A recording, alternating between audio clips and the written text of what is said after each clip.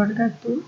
Hari ini kumpulan kami akan membentangkan kursus murid dan pembelajaran kod kursus ADE-DUP 3033. Nama saya Izzahta Syazwani binti Ismail dari kumpulan PISMP PI 1619. Nama saya Masyita binti Madrus daripada kelas PISMP PI 1619. Okey, isi konten yang kami ada ialah pengenalan iaitu RPH. Pendekatan iaitu deduktif, strategi, pembelajaran berpusat murid, guru dan aktiviti. Keempat, teknik pengajaran iaitu TMK dan KBAT. Dan yang kelima ialah kesimpulan. Okey, yang pertama, pengenalan RPH, rancangan pengajaran harian. Okey, yang pertama, RPH. Kenalan RPH adalah rangka kerja aktiviti pengajaran dan pembelajaran untuk dilaksanakan oleh guru di dalam bilik darjah atau mamal dalam satu jangka masa tertentu.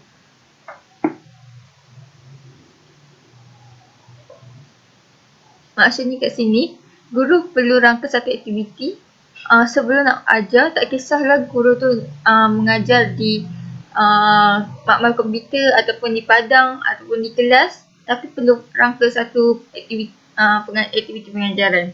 Rangka kerja aktiviti.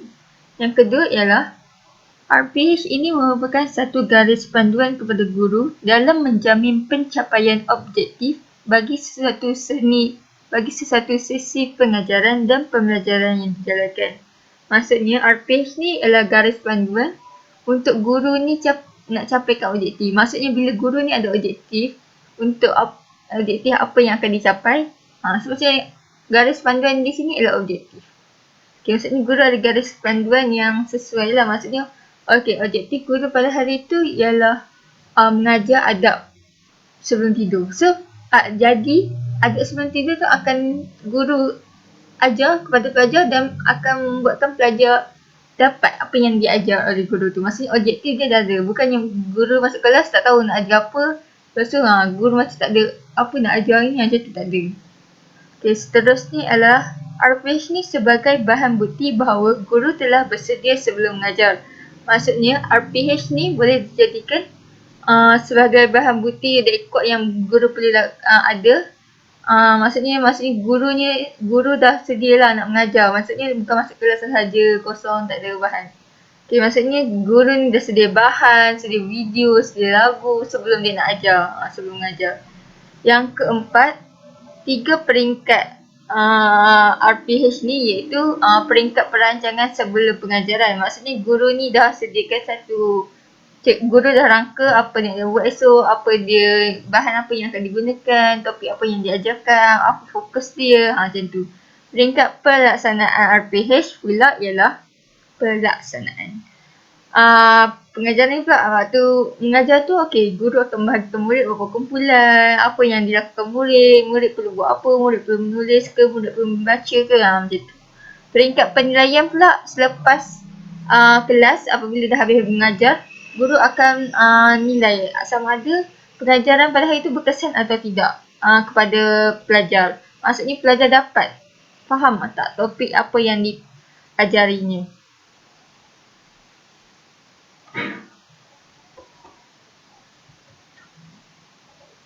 Ini contoh RPH yang telah kami lakukan, penelitian Islam tahun 3. Ada terdapat elemen-elemen seperti mata pelajaran, tahun kelas, bilangan murid, tarikh, hari, masa, tajuk dan sebagainya.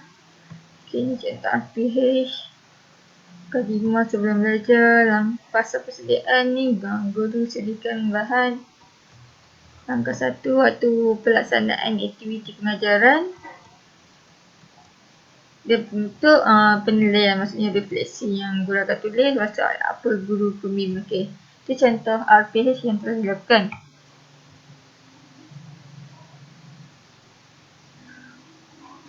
Okay, seterusnya pendekatan dalam pengajaran. Pendekatan yang kami guna ialah pendekatan didaktif, iaitu merupakan jenis pengajaran yang bermula daripada umum kepada spesifik. Pendekatan ini merujuk kepada satu pembelajaran di mana pelajar bermula dengan hukum yang umum dan digunakan dalam kes-kes tertentu. Strategi pengajaran didaktif ni merupakan kaedah mengajar yang kompleks kerana murid perlu memperolehi kefahaman yang mendalam atau mencukupi serta berupaya memilih rumus, hukum, teorem, peraturan yang telah dipelajari dengan tepat untuk diaplikasi pada contoh-contoh khusus. Narati petikan ni, pernyataan ni diambil daripada buku Narati Rashid, Bong Pong Ying dan Sharifah Fakriyah Syekh Ahmad 2017. Okey, contohnya kat sini kan mengatakan pendekatan didaktif ni merupakan jenis pengajaran yang berbeda umum kepada spesifik. Maksud umum ni, okey. Contohnya kalau kita tengok di SKP tahun 3 Pendidikan Islam, standard kandungan dia merumuskan konsep adab tidur mengikut Rasulullah secara beradab dan istiqamah. Ini umum. Konsep adab tidur tu macam benda tu kan secara umum benda tadi besar. Okay, so spesifikkannya lagi, kita akan ambil SP dia pada hari tu, maksudnya kita akan ajar lagi spesifik 6.1.1 iaitu kita akan terangkan kepada pelajar apa itu adab tidur. Dan yang kedua, membaca dalil nakli yang berkaitan dengan adab tidur. Kita spesifikkan, maksudnya dalam konsep adab tidur kan ada luas. Cara nak tidur, apa yang dilarang ketika tidur semua. Tapi kita akan spesifikkan, ambil yang kecil dulu, iaitu kita akan terangkan adab tidur dengan baca dalil tu. Itu yang dikatakan pengajaran didaktif.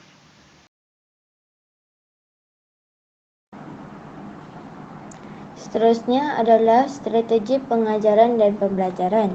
Strategi pengajaran dan pembelajaran yang kami gunakan dalam RPH yang telah kami laksanakan adalah pembelajaran berpusatkan murid, pembelajaran berpusatkan guru, pembelajaran berpusatkan aktiviti. Yang pertama sekali, pembelajaran berpusatkan murid.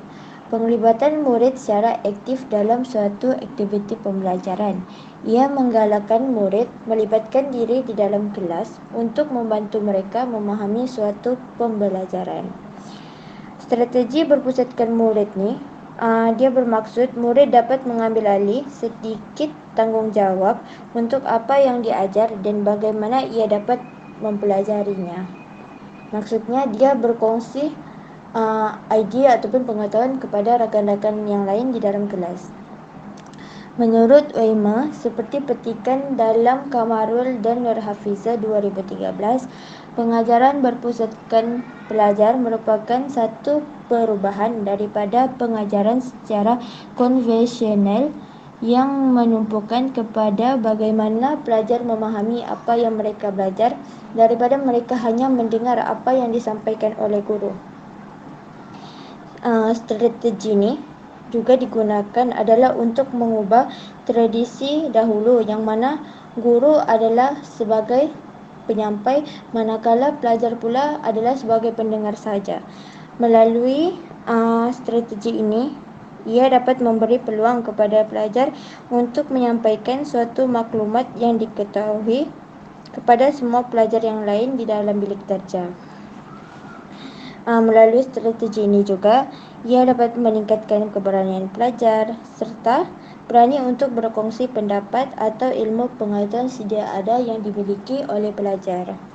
Seterusnya, pada strategi pembelajaran berpusatkan murid yang telah kami terapkan dalam RPH yang telah kami buat adalah pada langkah 1 fasa imajinasi, adab sebelum tidur, guru melakukan sumbangsaran bersama murid tentang adab sebelum tidur.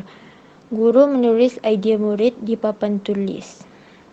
Maksudnya, guru dia memberi peluang kepada pelajar, kepada murid untuk menyampaikan pengetahuan sedia ada yang murid ketahui daripada adab sebelum tidur kepada pelajar-pelajar lain, dan guru menuliskan idea-idea pelajar itu di papan tulis supaya pelajar yang lain dapat mengetahui apa yang telah disampaikan oleh pelajar.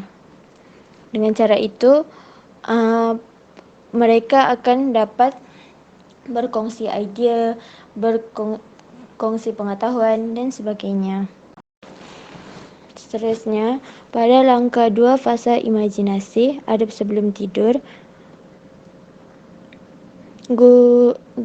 Nombor 5, guru meminta wakil daripada setiap kumpulan untuk membacakan adab sebelum tidur yang telah mereka tulis. Maksudnya, guru memberi peluang lagi kepada pelajar untuk menyatakan idea-idea mereka kepada pelajar lain.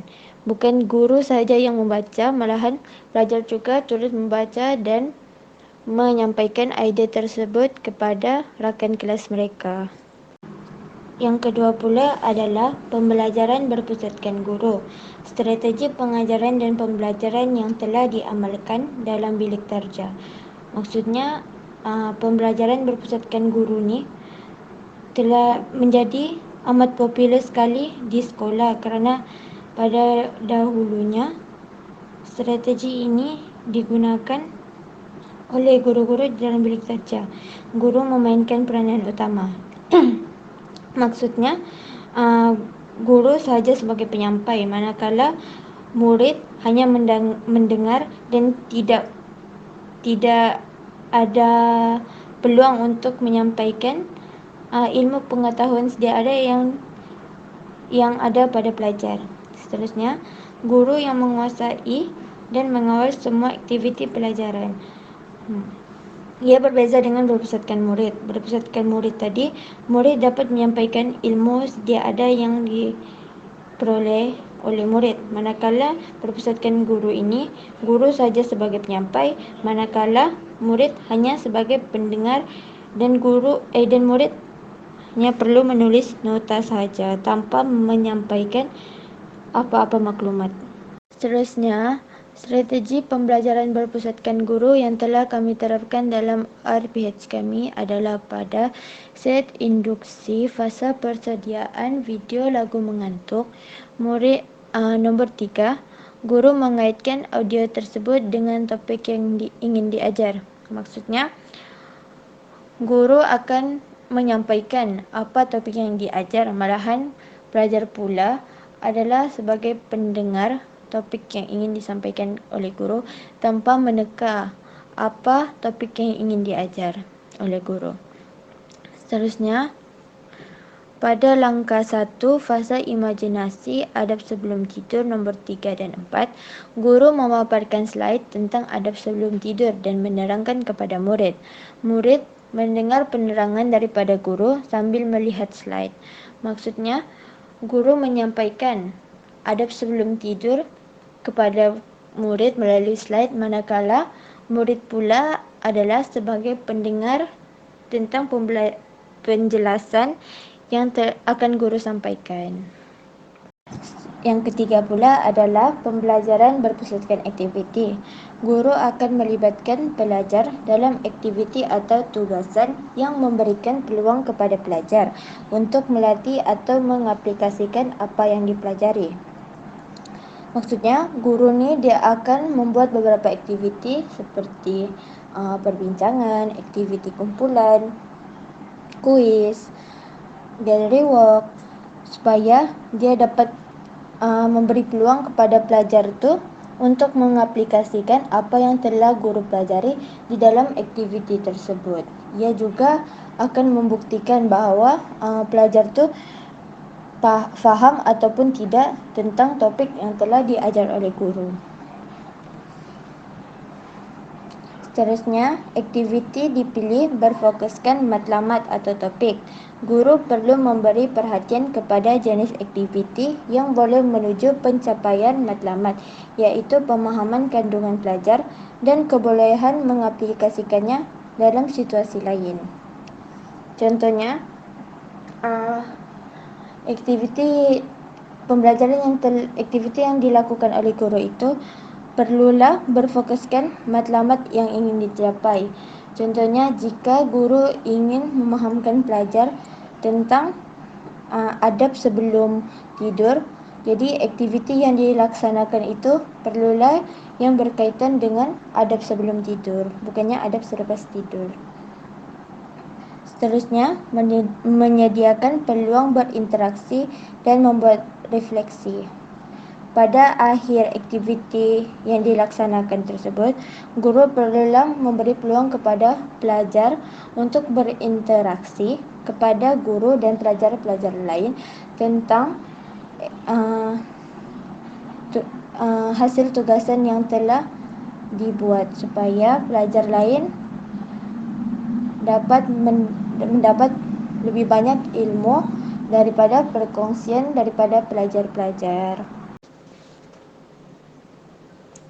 Seterusnya, strategi pembelajaran berpusatkan aktiviti yang telah kami terapkan dalam RPH kami adalah pada langkah 2 fasa imajinasi adab selepas tidur. Nombor 3, guru memberi arahan kepada setiap kumpulan untuk menyenaraikan adab sebelum tidur berdasarkan video yang akan dipaparkan dalam bentuk IT. Maksudnya, pada fasa ini guru dia membuat aktiviti secara berkumpulan yang akan dibuat oleh pelajar untuk menyelesaikan tugas-tugas yang diberikan oleh guru. Selain itu juga pembelajaran berpusatkan aktiviti ini ada pada langkah 4 fasa perkembangan, iaitu pada lembaran kerja. Setiap murid diberikan sehelai kerja. Murid diminta berbincang secara berpasangan untuk menyiapkan lembaran kerja tersebut. Guru meminta seorang wakil untuk mengumpulkan lembaran kerja. Maksudnya, aktiviti yang terdapat dalam langkah 4 ini adalah guru memberikan sehelai lembaran kerja untuk disiapkan oleh pelajar secara berkumpulan ataupun berpasangan. Seterusnya, yang keempat pula adalah kaedah pengajaran dan pembelajaran. Antara kaedah pengajaran dan pembelajaran yang telah kami terapkan dalam RPH yang telah kami laksanakan ada 2, iaitu kaedah perbincangan dan kaedah sumbangsaran. Yang pertama sekali, saya akan bentangkan tentang kaedah perbincangan. Kaedah perbincangan merupakan proses aktif yang melibatkan guru dan pelajar dalam persekitaran pembelajaran. Maksudnya, semasa perbincangan ini bukan guru atau bukan murid sahaja yang berinteraksi, malahan guru dan murid sama-sama berinteraksi untuk menyelesaikan satu permasalahan ataupun persoalan. Yang kedua pula, perbincangan digunakan oleh guru untuk mencapai 3 objektif pengajaran, iaitu yang pertama, meningkatkan pemikiran dan membantu pelajar membina kefahaman kandungan. Maksudnya, dengan cara perbincangan, pelajar dapat meningkatkan ilmu sedia ada mereka ataupun ilmu yang mereka tidak ketahui untuk mereka ketahui melalui perbincangan. Yang kedua, merangsang penglibatan pelajar. Maksudnya, dengan perbincangan ini bukan saja guru yang menyampaikan maklumat, malahan pelajar sendiri memberi idea. Dengan cara itu, pelajar dapat melibatkan diri dalam aktiviti pengajaran dan pembelajaran. Seterusnya, membantu pelajar menguasai kemahiran komunikasi dan proses pemikiran. Maksudnya, dengan cara perbincangan ini, pelajar akan dapat berkomunikasi kepada persekitaran kelas, iaitu kepada guru ataupun kepada pelajar, dan dapat meningkatkan proses pemikiran mereka. Dengan cara ini, ia juga akan menerapkan strategi kebat, iaitu kemahiran berfikir aras tinggi. Antara contoh kaedah perbincangan yang telah kami terapkan dalam RPH adalah pada langkah 2, fasa imajinasi adab selepas tidur. Guru memberi arahan kepada setiap kumpulan untuk menyenaraikan adab sebelum tidur berdasarkan video. Maksudnya, guru memberi peluang kepada pelajar untuk berkomunikasi secara berkumpulan untuk berbincang tentang satu persoalan yang diberikan oleh guru, iaitu adab selepas tidur berdasarkan video, supaya dalam setiap kumpulan itu mereka dapat meningkatkan buah fikiran mereka terhadap adab sebelum tidur. Seterusnya, yang kedua pula adalah kaedah sumbangsaran. Sumbangsaran merupakan satu bentuk perbincangan yang mewujudkan suatu kumpulan berfikiran secara kelompok. Setiap pelajar digalakkan memberi idea dan pada akhirnya, idea yang paling sesuai sahaja dipilih sebagai rumusan. Antara tujuan sumbangsaran digunakan di dalam bilik terja adalah merupakan jangka masa panjang, iaitu untuk menyelesaikan suatu masalah penting. Maksudnya, sumbangsaran ni digunakan untuk menyampaikan satu permasalahan besar. Namun permasalahan besar ini jarang diberikan oleh guru di dalam bilik terja. Seterusnya merupakan jangka masa pendek, iaitu untuk mendapatkan seberapa banyak idea penyelesaian yang mungkin tentang suatu masalah. Jangka masa pendek ni selalu guru gunakan di dalam kelas untuk menjana idea para pelajar supaya pelajar dapat berfikir dengan lebih mendalam lagi. Antara contoh sumbangsaran yang telah kami terapkan dalam RPH kami adalah pada langkah 1, fasa imajinasi adab sebelum tidur. Guru melakukan sumbangsaran bersama murid tentang adab sebelum tidur. Guru menulis idea murid di papan tulis. Maksudnya, guru dan pelajar berbincang tentang adab sebelum tidur. Setelah itu, idea-idea yang disampaikan oleh murid, guru tulis di atas papan tulis supaya pelajar lain dapat mengetahui apa yang disampaikan oleh rakan-rakan kelasnya. Dengan cara ini, pelbagai idea akan wujud. Okey, seterusnya ialah teknik pengajaran masa kini. Teknik pengajaran masa kini yang kami ambil dalam RPH ini ialah TMK, iaitu Teknologi Maklumat dan Komunikasi.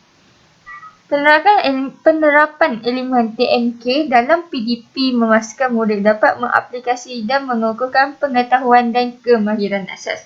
Maksudnya kat sini, contohnya apabila sebelum tu guru dah mengajar di hadapan dengan guna kapur dan papan tulis, dia dah ajar guna buku teks semua. Lepas tu nak kukuhkan lagi dan nak suruh pelajar ni aplikasikan dalam kehidupan lagi, guru akan menayangkan video ataupun video-video yang menarik yang melibatkan TMK ni supaya kemahiran dengan pengetahuan tu lebih ingat, lebih kukuh, lebih berkesan. Okey, seterusnya penggunaan TMK ini menjadikan guru lebih kreatif, malah menjadikan PDP lebih menarik dan menyeronokkan serta meningkatkan kualiti pembelajaran. TMK diintegrasikan mengikut kesesuaian topik yang hendak diajar dan sebagai upaya bagi meningkatkan lagi kemahiran meningkatkan lagi kefahaman murid terhadap kandungan mata pelajaran. Okey, seterusnya kemahiran berfikir alas tinggi iaitu KEBAT. Pendekatan pengajaran dan pembelajaran KEBAT yang berkesan perlu berpusatkan murid dengan melibatkan mereka secara aktif dalam PDP melalui tugasan dan soalan mencabar pemikiran. Okey, itu ialah penggunaan KEBAT. Seterusnya, guru perlu mewujudkan suasana bilik belajar yang kondusif bagi merangsang murid berfikir. Guru juga boleh menggunakan alat berfikir dan teknik penyalan dalam usaha membudayakan pemikiran yang kritis dan kreatif dalam kalangan murid. Okey, kedua ni diambil oleh Kementerian Pendidikan Malaysia. Statement KEBAT ni. Okey, guru boleh menunjukkan suasana, maksudnya bila ada nak meningkatkan lagi kefahaman murid ataupun pengajaran yang berkesan, guru telah menggunakan KEBAT, iaitu guru bertanyakan soalan kepada pelajar. Kita lihat contoh. Murid diperdengarkan, contohnya kalau yang macam TMK tadi, murid diperdengarkan lagu mengantuk. Yang kedua, murid mendengar audio tersebut dengan melakukan. Ini contoh dia. Yang kedua, guru menggunakan slide sebagai lagi daya tarikan kepada murid. So, jadi apabila yang melibatkan KBAD ni pula ialah murid diminta mengingat kembali isi pelajaran. Maksudnya murid diminta untuk berfikir secara kreatif dan kritis apa topik yang diajar pada hari itu dan diminta menghuraikan pelajaran tu dengan kreatif. Maksudnya ada murid akan terang macam ni apa yang dia faham, ada murid akan terang macam ni apa yang dia faham. Maksudnya pelbagai gaya yang kreatif lah, maksudnya lain-lain bukan yang sama. Okey, seterusnya adalah kesimpulan. Rumusannya, sebagai seorang guru yang berkaliber, mereka perlu mempunyai perancangan dalam pengajaran mereka sebelum mula mengajar. Oleh itu, setiap guru perlu menyediakan rancangan pengajaran harian RPH bagi menetapkan objektif yang mereka perlu capai terhadap pelajar.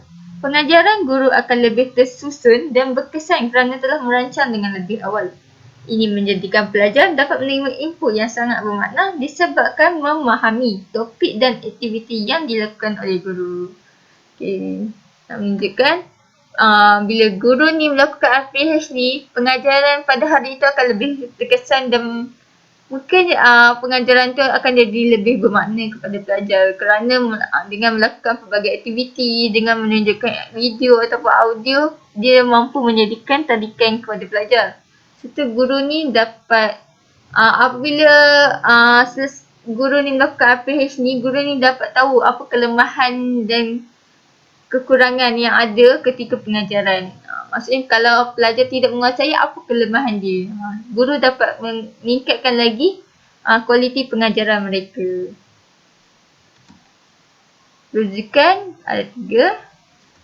Sekian, terima kasih. Saya Izzatul Syazani binti Ismail. Saya Masyita binti Madrus